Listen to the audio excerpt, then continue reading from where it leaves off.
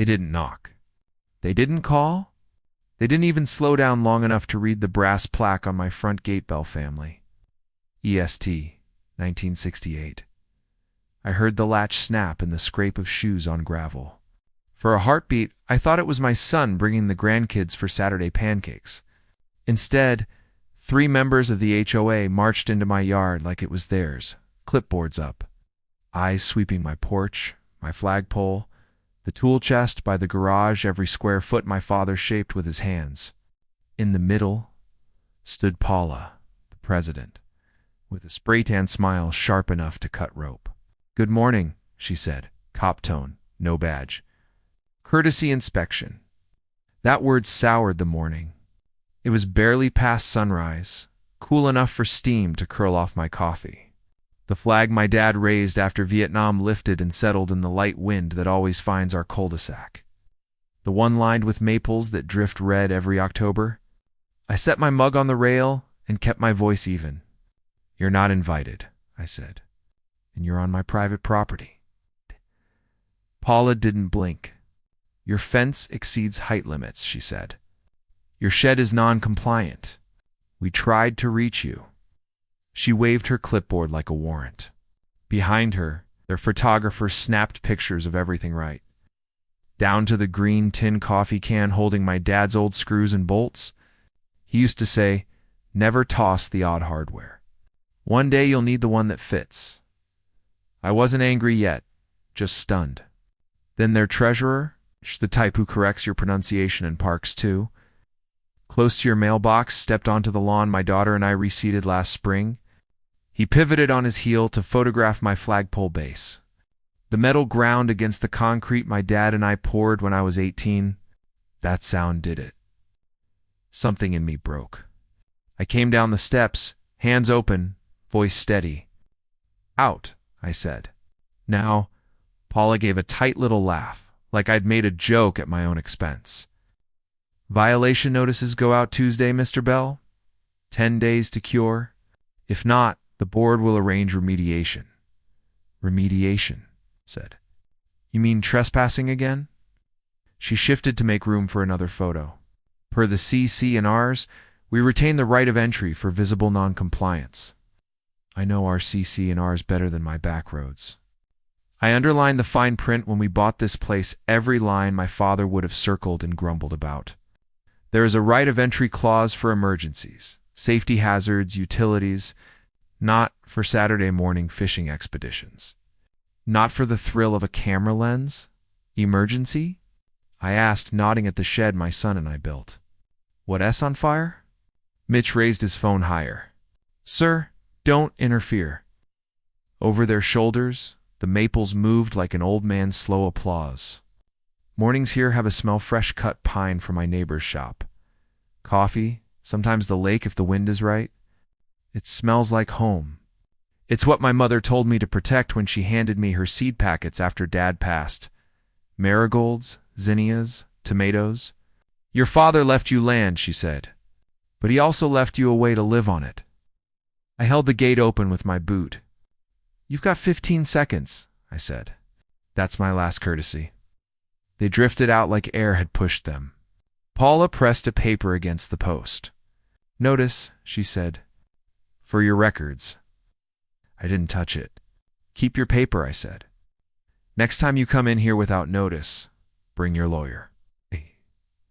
She smiled in that daytime soap way. "We are the law here, Mr. Bell." There it was, the line I'd expected ever since the board changed hands, since rules became batons instead of fences. I pinched the notice, read enough to see the trick. Retroactive approvals. Fines for visual disharmony, a threat to enter and cure at my expense within 30 days. I went inside, poured the coffee down the sink, pulled the old file box from under the hall table. Deed, plat map, survey, title insurance. Photos of the yard in 1972, my dad next to a fence almost exactly the height of the one I rebuilt. Out here, tradition isn't a word, it's a measurement. I spread it across the kitchen table like a general mapping a campaign. Then I called my neighbor, Sheriff Carl Henderson. "My friend," since we skipped rocks in the creek and dared each other to jump the culvert? Carl, I said, if the HOA walks into my yard at 7 a.m. with a camera, is that an emergency? He whistled low. That's a problem, he said, and not the kind you fix with a clipboard. By noon, I had a folder thick enough to stop a bullet and a plan that felt calm and inevitable. They crossed my gate without notice. They photographed private corners invisible from the street. They misread their own rules. This wasn't about a fence or a shed. It was about my father's work, my mother's seed box. The mornings I want my grandkids to remember quiet ones. Nothing breaking but sunlight on the lake. They'd made it personal. They just didn't know how personal. At sunset, I called the one attorney in town who wins with facts, not volume. I need a cease-and-desist, I said. Filed and served through the court so there's no debate. You listen the way good men listen. You'll get it, he said. And if they touch that gate again, we'll add a restraining order. I took a fresh cup to the porch.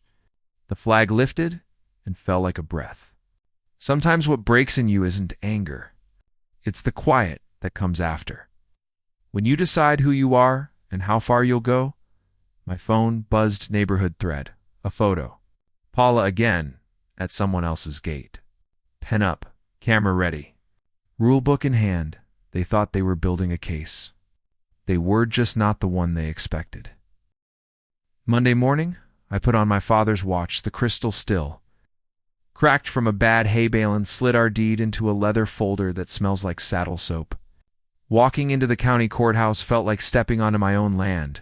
This house belongs to people who respect it. The clerk knew my name. Small towns do that tanned when I asked for a cease-and-desist. She didn't blink. She pushed over the form packet and tapped the boxes that matter. Parties, facts, relief requested.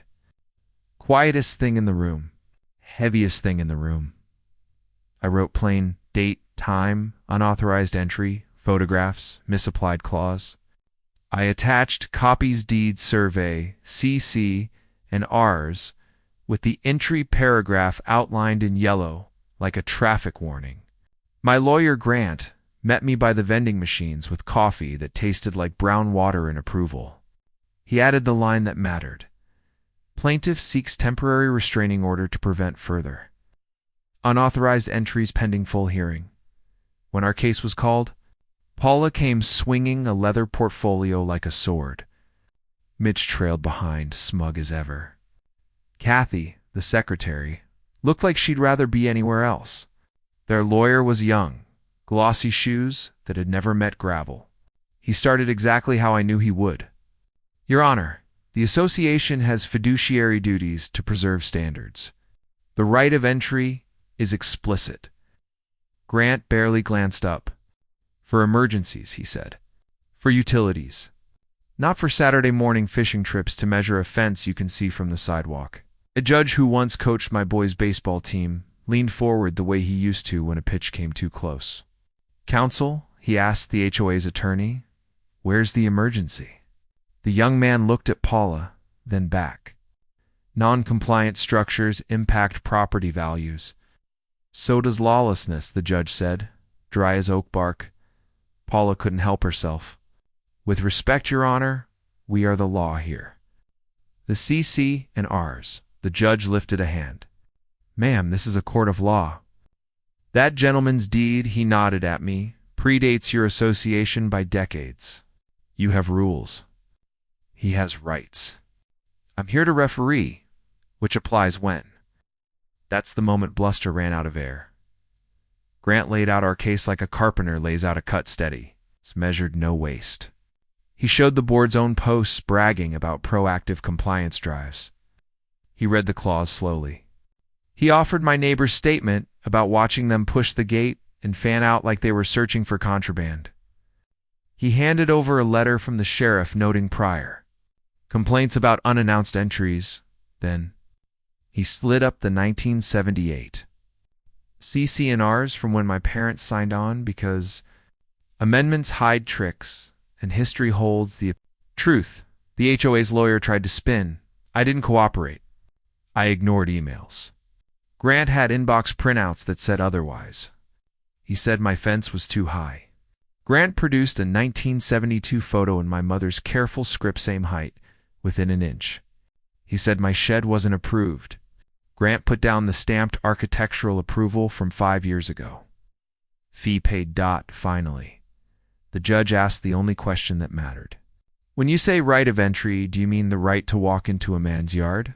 It's unannounced, to hunt for violations you imagine might exist? The lawyer swallowed. We mean to ensure compliance. The judge looked at me. Mr. Bell, you're asking for a restraining order and a cease-and-desist requiring written notice and consent for any entry, barring emergencies or utilities. Yes, sir, I said. I'm asking for a line between oversight and overreach. He nodded. Granted, the gavel didn't crash. It clicked like a lock finding home. But in my chest, it sounded like release I'd been holding since the new board took over. The order was entered that day. Service was immediate. The deputy who carried it, one of Carl's guys once, played shortstop with my boy. He handed the papers to Paula in the echoey hallway, where every word gets bigger. You've been served, he said. Paula's smile finally cracked. This won't stand, she muttered. We'll fine you into compliance. Grant tucked his hands in his pockets, bored. Not if the fines rest on illegal entries. Every step past that gate without cause is another count. Outside. September air was so clean you could smell the hay a mile off. Grant squeezed my shoulder and gave me my marching orders. Document everything. Be polite, answer only in writing, and don't let them bait me.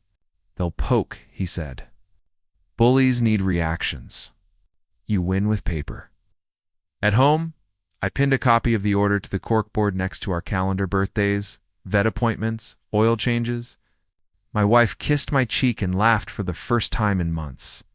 Quiet justice, she said. That's your brand. At dusk, the doorbell knocked, the gate rang. Kathy stood there with a Tupperware of lemon bars and apology in her eyes.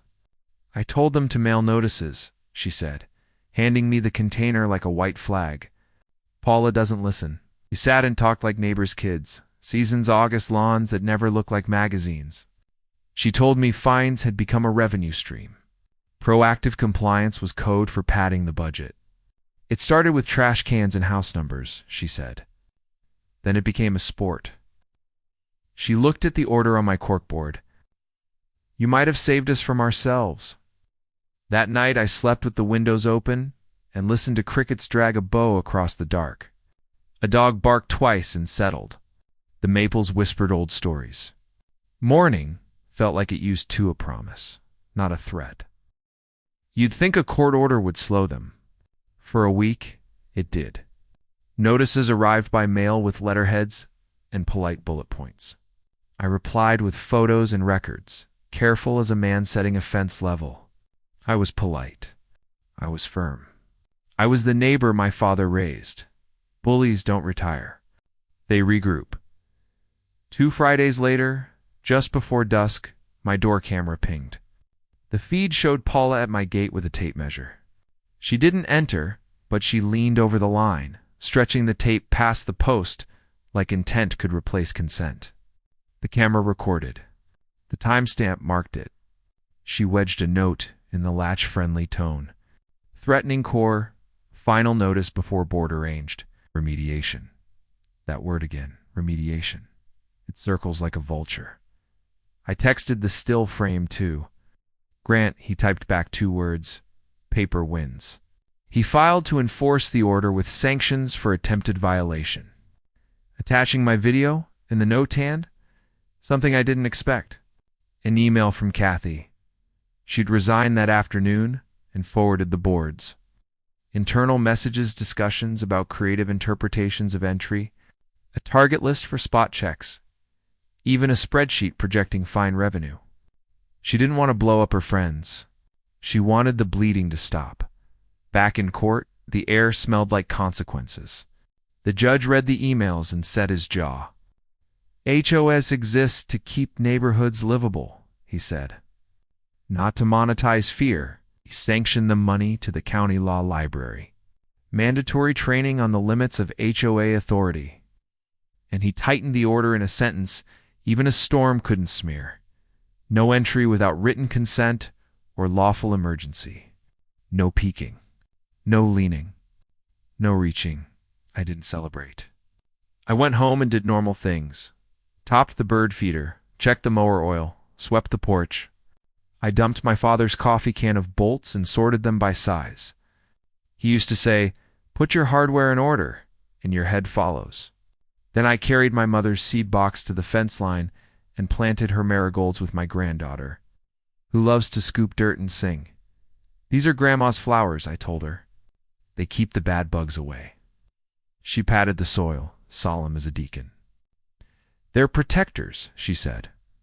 A week later, neighbors started showing up the retired teacher with a rose trellis that sneaks 3 inches over the common line. The Marine with a boat trailer the board hates because it reminds them people have lives. The widow who keeps her porch light on for the company of moths. They brought bundt cakes and folding chairs and their own stories. We sat inside the boundary the court had etched in law and talked about what rules are for.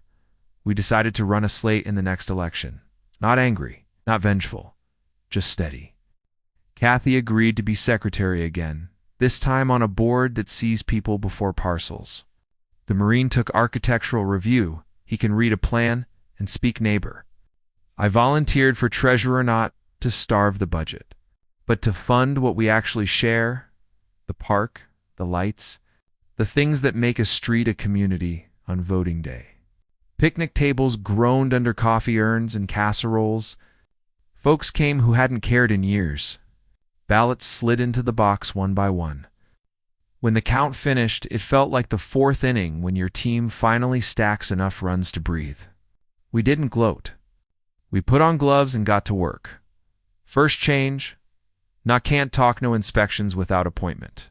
Every visit paired with a 1-page write sheet in big letters like my mother wrote recipes. Second, grace plus help, a window for minor fixes, and a volunteer list for neighbors who can't climb ladders. You'd be amazed how fast violation turns into "I'll swing by at 6. Third, we rewrote the entry clause to match law, not appetite. We mailed one simple message: fences measured from the sidewalk, not by leaning into private space. Sheds approved if safe and not blocking sightlines. Flags and gardens presumed permissible because this is America and this is home. The park fund went up. The fines budget went down. And when we balanced the books, we learned what we should have known. Stop policing for profit, and folks stop hiding. Dues came early. Volunteers signed up. Complaints fell because conversations rose. It didn't turn into a postcard.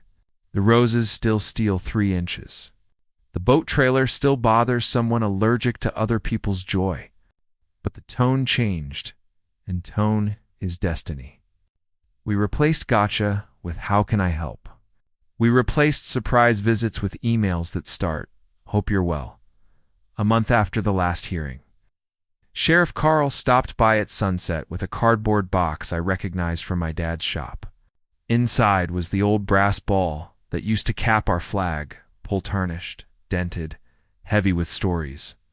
"Found it in county storage," he said. "Tagged to your dad after the '89 tornado? Figured it belongs home." We polished it on the porch with lemon and salt, the way my mother taught me to take tarnish off more than metal. When we set it back on the pole, the flag caught a lake breeze and unfurled like a sigh. Dogs were walking their owners. Sprinklers ticked. A screen door banged and begged for new hinges. Gravel settled into the ruts we've made, coming and going for years. I looked at the marigold, lying guarding the fence, and felt something I hadn't felt since trailing my dad with that coffee can of bolts.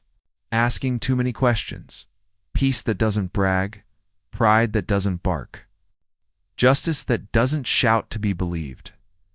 Standing up isn't always about winning a fight. It's about drawing a boundary so everyone knows where neighborliness ends and nonsense begins. Paper can be a weapon, sure, but used right. It's also a promise. We'll treat each other fair, and we'll do it in daylight. Has your HOA ever crossed a line at your home? Tell me what happened and how you handled it. I read every story, and your experience might help a neighbor find their voice. If you believe a home should be protected by respect, not clipboards, hit subscribe. Let's stand up calmly, firmly together,